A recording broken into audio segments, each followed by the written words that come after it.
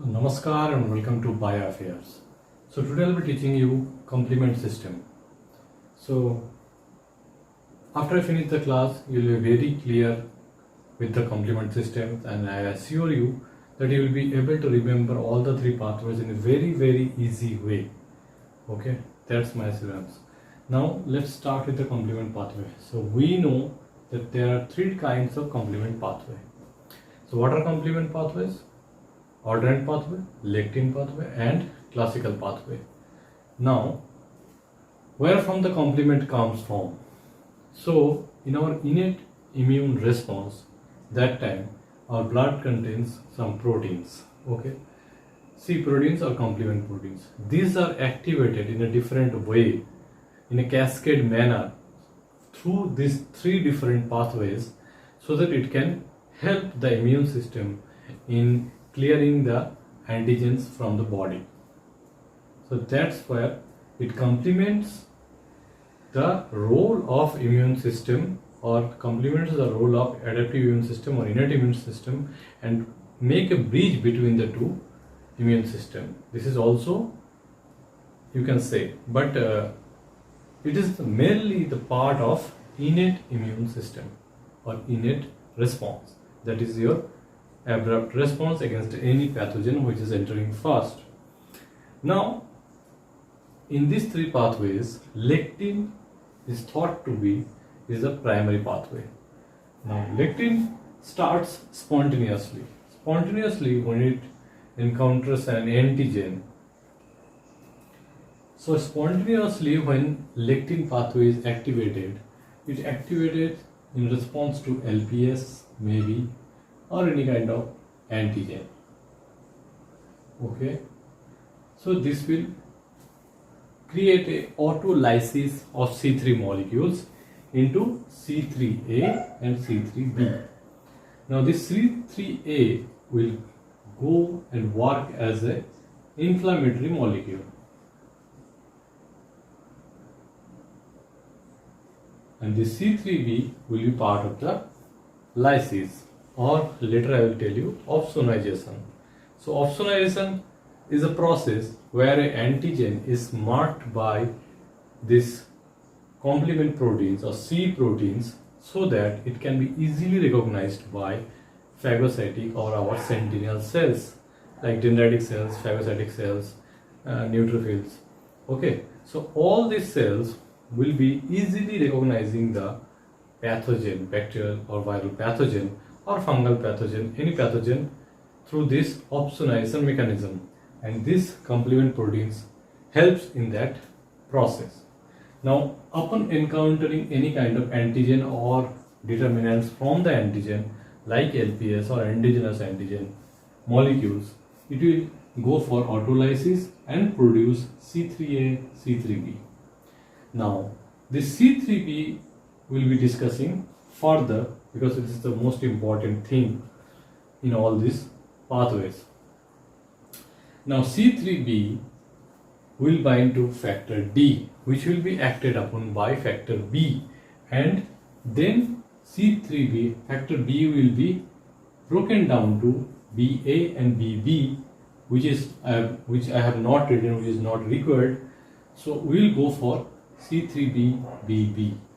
Now here the C3B and factor D, factor B, it is broken down, that separate C3B, BB complex will form, which is called as C3 convertase, and this C3 convertase is stabilized by properdin molecule.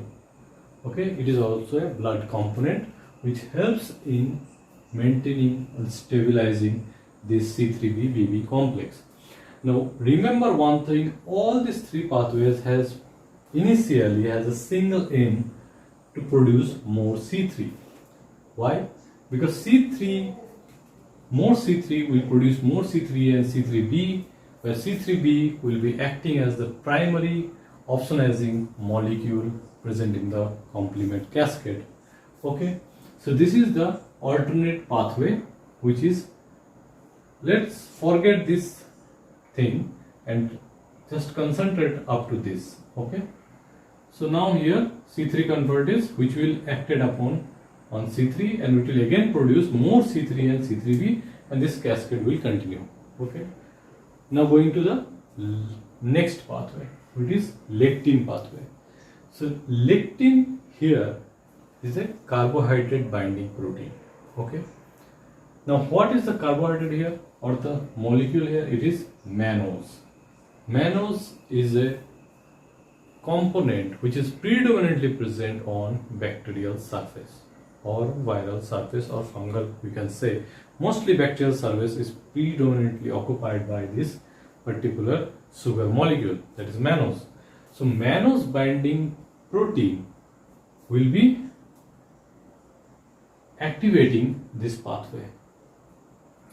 Now this mannose binding proteins will later form with the blood component mannose binding protein associated serine protease, MASP. So MBP associated serine protease, MASP. This will form after MBP acts upon the blood component and form MASP. Now this MASP will be working or will be acting upon on C2 and C4. So in this pathway C3 was the prime target, but in this case C2 and C4 is the target, where the C2 and the C4 will be again broken down to C2A, C2B, C4A, C4B.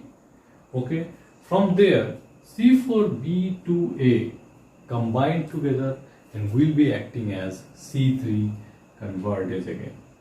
So what will they do? Again it will produce more, it will act upon more C3 and proc it to C3A, C3B.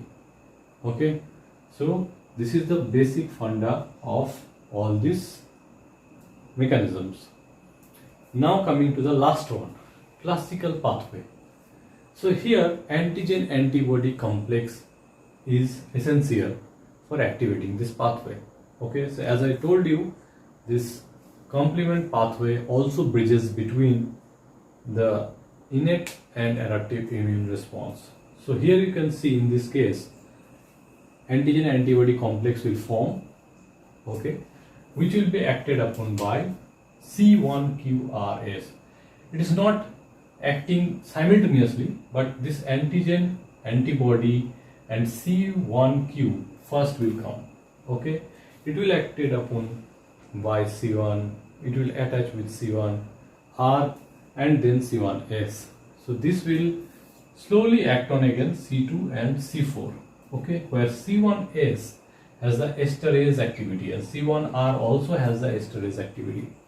So they will actually, in between these two steps there are several steps, okay, which is not actually, if I tell you all these things you will be confused and you will not be able to remember the total process.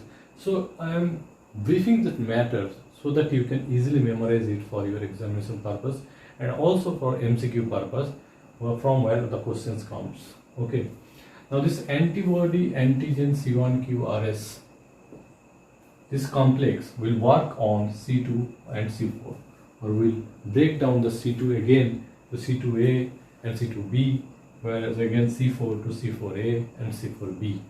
Now again same thing, that C4B2A will be combined together and act as C3 convertase, okay, and more C3A and C3B is going to produce.